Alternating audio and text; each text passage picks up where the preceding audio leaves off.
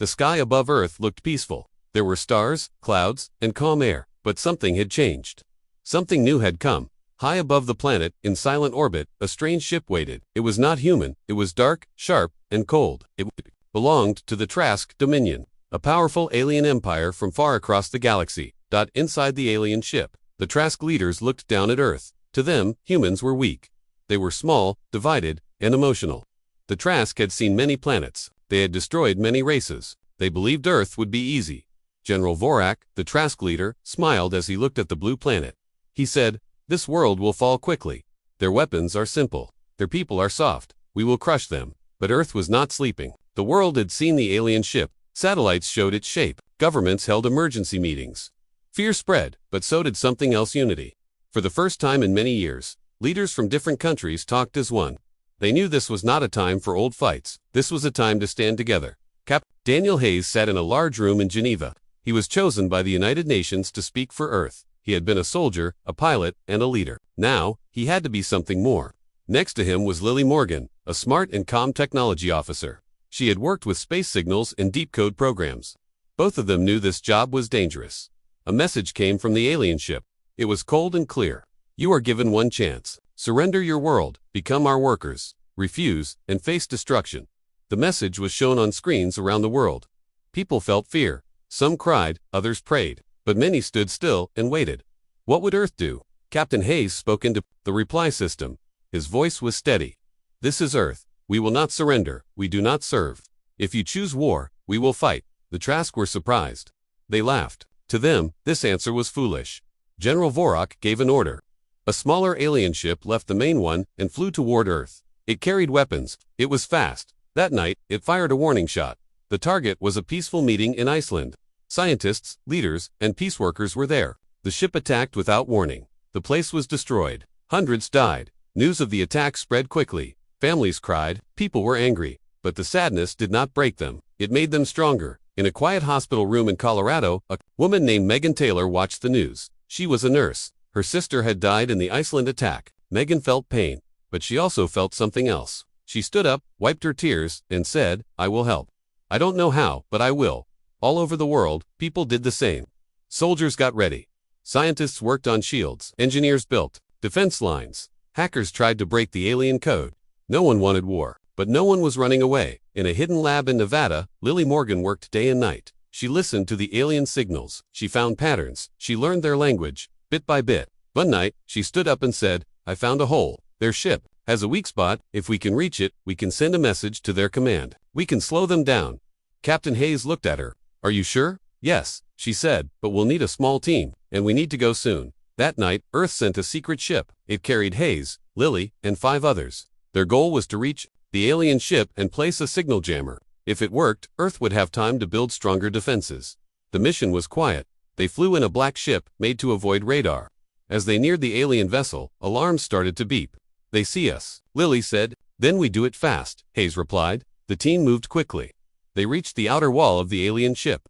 They placed the jammer. Then the enemy fired. The human ship shook. One member was hurt, but the jammer started working. For 5 minutes, the Trask ship lost control of its systems. That was all Earth needed. Back on the ground, missiles were fired from Earth's orbit station. They hit a nearby Trask drone ship. It exploded. People cheered.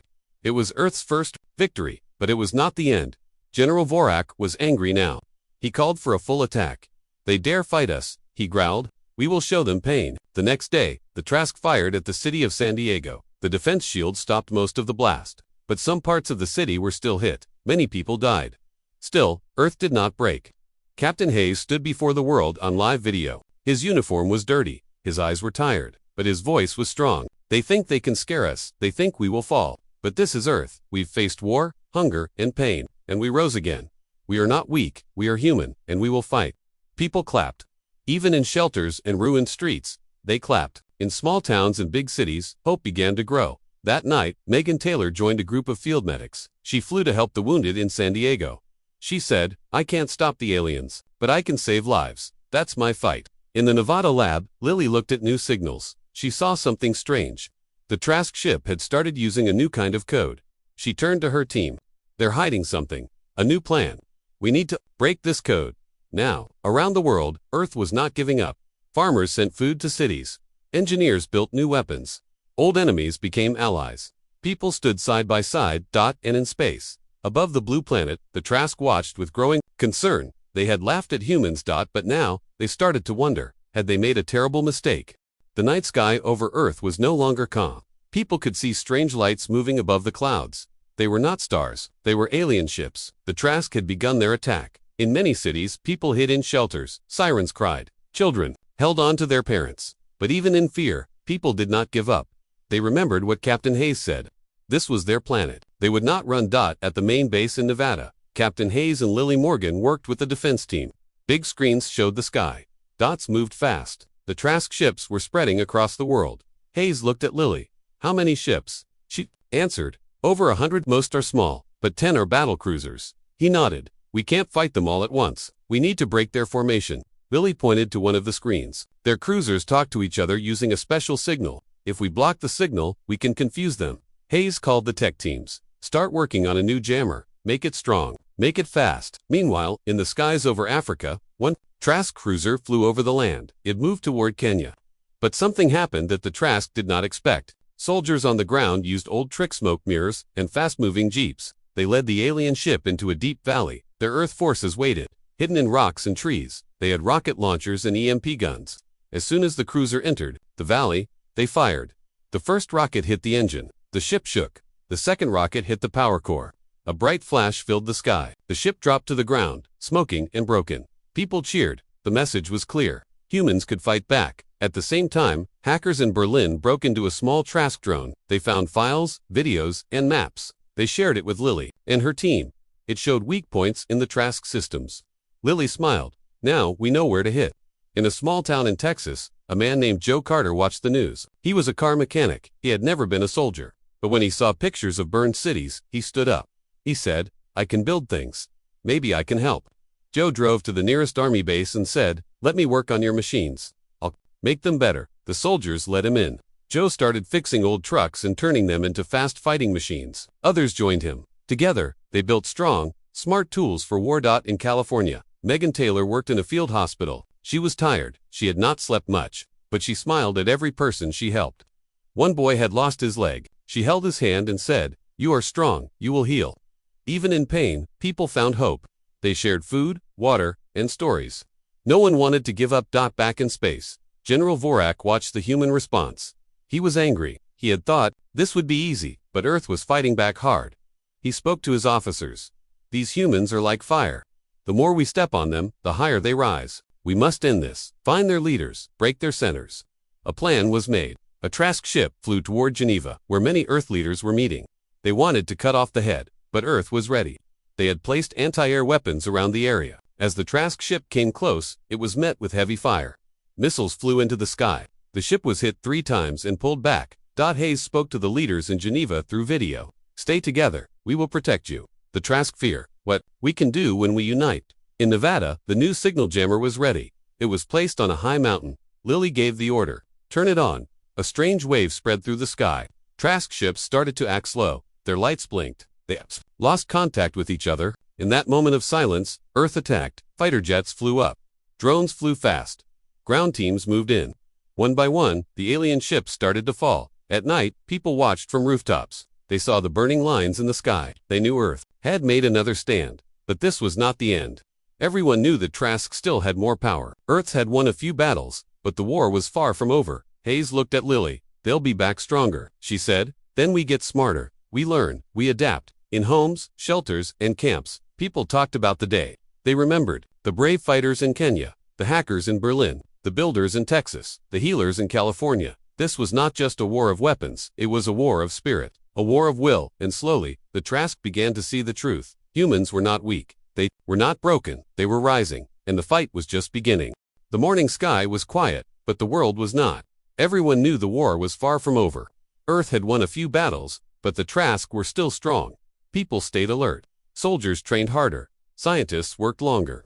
Everyone had a job to do. In Kenya, the valley where the Trask ship had crashed was now a base. Human engineers studied the broken alien machine. They looked at every part. A young engineer named Carla James found a strange panel. Inside it was a map of the Trask. Fleets, movements, She told her team, "We can use this to plan our next moves." Back in Nevada, Captain Hayes and Lily Morgan looked at the new map. Hayes pointed to a Trask outpost near the South Pole. "That's where they're building something.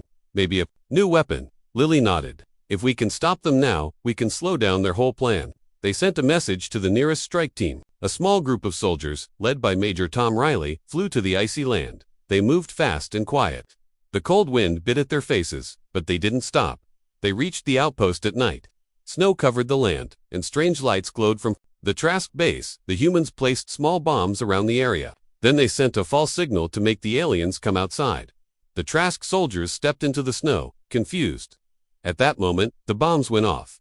The ice cracked. The humans attacked. It was quick. The base was destroyed, and Earth had one less enemy station to fear. In Berlin, hackers worked day and night. They studied the Trask code and found something shocking. The Trask had planned to poison Earth's water using small machines. The plan had not started yet, but it was close. Lily got the report. Her face turned pale. "We need to stop those machines before they spread." A new mission was formed. Drones were sent across oceans and lakes. Special teams hunted the poison machines. People who lived near rivers joined the effort. Farmers, fishermen, and boat owners looked for signs. Within 2 days, most of the machines were found and destroyed. In a quiet town in Ohio, a girl named Ellie watched the news with her grandfather. She was only 10, but she understood. She turned to him and said, "People are not afraid anymore. They're fighting together." Her grandfather smiled. "That's what makes us strong." In space, General Vorak grew more angry. He slammed his fist on the control panel. "These humans are nothing, but they keep winning." "Why?" one of his commanders replied. "They do not give up. They change. They use their pain. That makes them dangerous." Vorak ordered his main ship to move closer to Earth. He wanted to end the war fast. He said, "Prepare the firestorm. We will burn their cities." But humans were already watching. A small group of space scouts had followed the Trask ship. They sent word to Earth. "The mothership is moving. We must stop it." Captain Hayes gathered his top team. "If they get closer, millions could die. We need to hit them first." Joe Carter, the mechanic from Texas, had an idea. He showed the engineers a new machine. It was built from both human and Trask parts. It was fast, strong, and silent. "I call it the ghost engine," Joe said. "It can fly without being seen. If we put a small nuke inside, we can send it straight to the mothership." Hayes looked at him. "That's risky." "It's a one-way trip." Joe nodded. "I built it. I'll fly it." Everyone went quiet. Joe had no training as a pilot, but he had heart. Hayes placed a hand on his shoulder. "You sure about this?" "I'm sure," Joe said. "I want to protect this world. I want to protect people like Megan and Ellie. People who still believe that ghost engine was launched into space." Joe sat inside, watching the stars. As he neared the Trask ship, he spoke into the radio. "If you can hear me, just know we are not afraid. You messed with the wrong planet." He pressed the final button. The ship flew straight into the mothership's side. A bright light filled space. The mothership shook. Fires broke out. Systems failed. Joe was gone, but his mission worked. The Trask ship was badly damaged. It turned away from Earth. People on Earth saw the news. They cried, but not from fear. They cried because Joe had given his life for them. Megan Taylor, who had helped so many, stood at a small memorial. She whispered, "Thank you, Joe." All across Earth, people lit candles. They held hands. They remembered. Captain Hayes spoke to the world. Joe Carter was just a mechanic, but he became a hero. That's the story of Earth. We are builders, dreamers, fighters, and we will not lose. The war was not over. The Trask still had weapons. But now, they also had doubt. And Earth had something strong. The world was quiet after the blast in space. People watched the news again and again. They saw the explosion that shook the Trask mothership. Joe Carter's brave mission gave Earth more than just a victory. It gave them time. It gave them belief. In Nevada, Captain Hayes stood in front of his team. "The Trask are hurt but not broken. We need to hit them again before they recover." Lily Morgan had been working on a special project. Her team had found a way to hack into the Trask command system. "We can now speak through their own network," she said. "If we send a strong signal, we can shut down their battle plans." Hayes asked, "Can we send it from Earth?" "No," Lily replied. "We need to get close, very close. Inside their command ship." Hayes thought for a moment. "Then we take the fight to them." A new mission was planned. The goal was clear: get a team inside the Trask command ship, upload the virus, and get out. The risk was high, but the reward was greater. The team included Hayes, Lily, and 4 special fighters. One of them was Carla James, the engineer who found the Trask map in Kenya. Another was Major Tom Riley, the soldier who led the raid on the South Pole. They flew in a stealth ship, built with both human and alien parts. The ship was quiet and fast. As they left Earth's atmosphere, they could see the dark shape of the Trask fleet. Hayes looked at his team. We do this for Earth. For everyone down there who refuses to give up. They reached the enemy ship. They entered through a broken section from the last battle. Inside, the lights flickered. The air was strange. The Trask did not expect a human team to enter their own home. Lily and Carla moved quickly. They found the main control room. Lily began to upload the virus. She typed fast, her eyes never leaving the screen. But then, alarms rang. Trask soldiers. We're coming. Major Riley and the others held the doorway. Lasers flew through the air. Riley shouted, hold them back. Give Lily time. The battle was close. Riley was hit, but he kept firing. Carla helped him up. Stay with me, she said.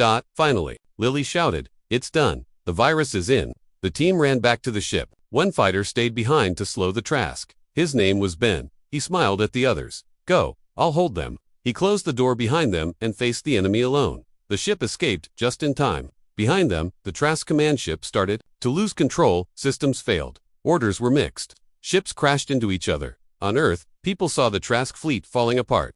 Cheers filled the air. In space, General Vorak was furious. They have broken our lines.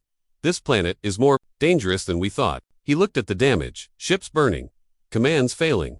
He turned to his officers. We leave this world, for now. The Trask ships began to move away from Earth. Some left fast. Others were too damaged to run.